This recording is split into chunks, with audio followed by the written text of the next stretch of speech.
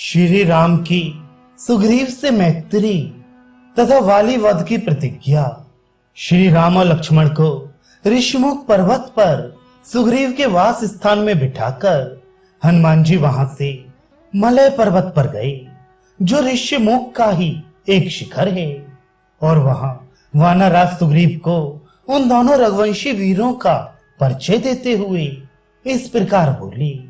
महाप्राज्ञ जिनका पराक्रम अत्यंत दृढ़ और अमोघ है, वे श्री रामचंद्र जी अपने भाई लक्ष्मण के साथ पधारे हैं। इन श्री राम का आविर्भाव इक्ष्वाकु कुल में हुआ है। ये महाराज दशरथ के पुत्र हैं और स्वधर्म पालन के लिए संसार में विख्यात हैं। अपने पिता की आज्ञा का पालन करने के लिए इस वन में इनका आगमन हुआ है। जिन्होंने राजसूय और अश्वमेध यज्ञों का अनुष्ठान करके अग्निदेव को तृप्त किया था, ब्राह्मणों को बहुत सी दक्षिणाएं बांटी थी और लाखों गौएं दान में दी थी।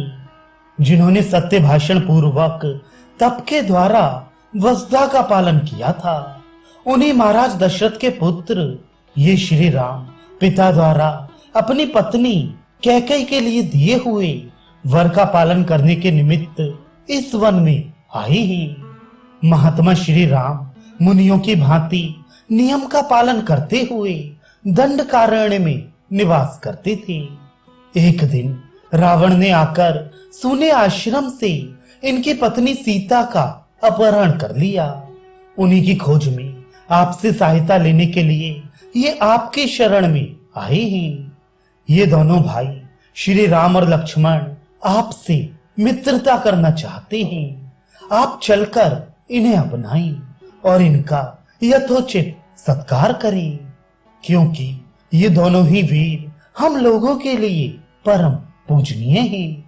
हनुमान जी का यह वचन सुनकर वानरराज सुग्रीव स्वेच्छा से अत्यंत दर्शनीय रूप धारण करके श्री रघुनाथ जी के पास आए और बड़े प्रेम से बोले, प्रभु आप धर्म के विषय में भली भांति सुशिक्षित, परम तपस्वी और सब पर दया करने वाले हैं।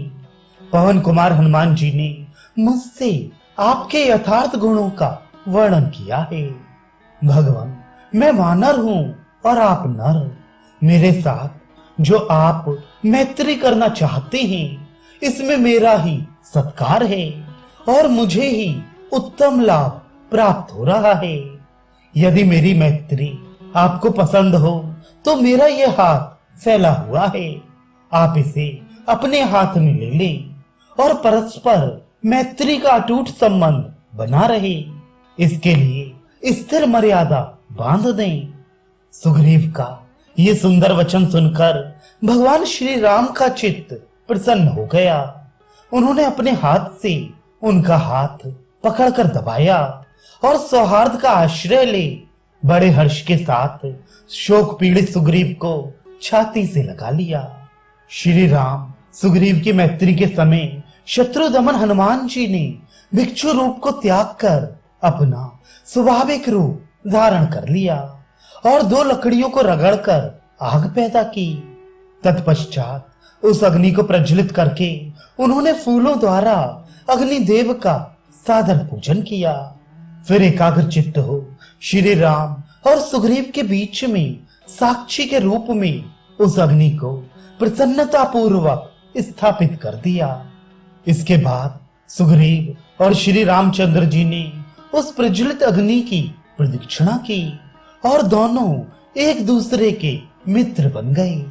इससे उन वानर राज तथा श्री रघुनाथ जी दोनों के हृदय में बड़ी प्रसन्नता हुई।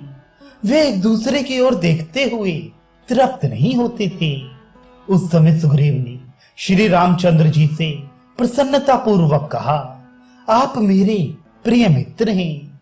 आज से हम दोनों का दुख और सुख एक है। ये कहकर सुग्रीव ने अधिक पत्ते और फूलों वाली शाल वृक्ष की एक शाखा तोड़ी और उसे बिछाकर वे श्री रामचंद्र जी के साथ उस पर बैठे। तदनंतर पवन पुत्र हनुमान ने अत्यंत प्रसन्न हो चंदन वृक्ष की एक डाली जिसमें बहुत से फूल लगे हुए थे, तोड़कर लक्ष्मण को बैठने के लिए दी। इसके बाद हर्ष से भरे हुए सुग्रीव ने, जिनके नेत्र हर्ष से खिल उठे थे, उस समय भगवान श्री राम से स्निग्ध मधुर वाणी में कहा, श्री राम, मैं घर से निकाल दिया गया हूं और भय से पीड़ित होकर यहाँ विचरता हूं।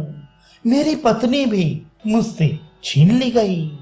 मैंने आतंकित होकर वन में इस दुर्गम पर्वत का आश्रय लिया है।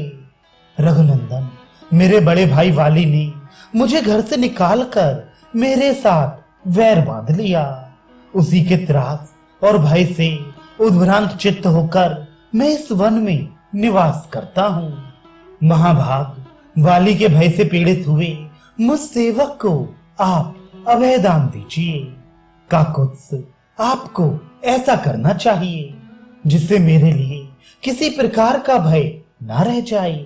सुग्रीव के ऐसा कहने पर धर्म के ज्ञाता, धर्म वत्सल, काकुत्स कुलभूषण तेजस्वी श्री राम ने हंसते हुए से वहां सुग्रीव को इस प्रकार उत्तर दिया, महाकपि, मुझे मालूम है कि मित्र उपकार रूपी फल देने वाला होता है। मैं तुम्हारी पत्नी का अपहरण करने वाले वाली का वध कर दूंगा। मेरे तुड़ीर में संग्रहित हुए ये सूर्य तुल्य तेजस्वी बाण अमोघ हैं। इनका बार खाली नहीं जाता। ये बड़े वेगशाली हैं। इनमें कंक पक्षी के परों के पंख लगे हुए हैं, जिनसे ये आच्छादित हैं। इनके अग्रभाग बड़े तीखे हैं और गांठ भी सीधी है। ये रोष में भरे हुए सर्पों के समान छूटते हैं और इंद्र के वज्र के भांति भयंकर चोट करते हैं। उस दुराचारी वाली पर मेरे ये बाण अवश्य गिरेंगे। आज देखना, मैं अपने विषधर सर्पों के समान तीखे बाणों से मारकर वाली को पृथ्वी पर गिरा दूंगा। वह इंद्र के वज्र से टूट फूट कर गिरे हुए पर्वत के समान दिखाई देगा। अपने लिए परम हितकर वे श्री रघुनाथ जी का वचन सुनकर सुग्रीव को बड़ी प्रसन्नता हुई। वे उत्तम वाणी में बोले, वीर पुरुष सिंह, मैं आपकी कृपा से अपनी प्यारी पत्नी तथा राज्य को प्राप्त कर सकूं, ऐसा यत्न कीजिए। नरदेव, मेरा बड़ा भाई वैरी हो गया है। आप उसकी ऐसी अवस्था कर दें जिससे वह फिर मुझे मार ना सके। श्री राम और सुग्रीव की इस प्रेमपूर्ण मैत्री के प्रसंग में सीता के प्रफुल्ल कमल जैसे, कपिराज वाली के स्वर्ण जैसे तथा निशाचरों के प्रज्वलित अग्नि जैसे बाएं नेत्र एक साथ ही भड़कने लगे।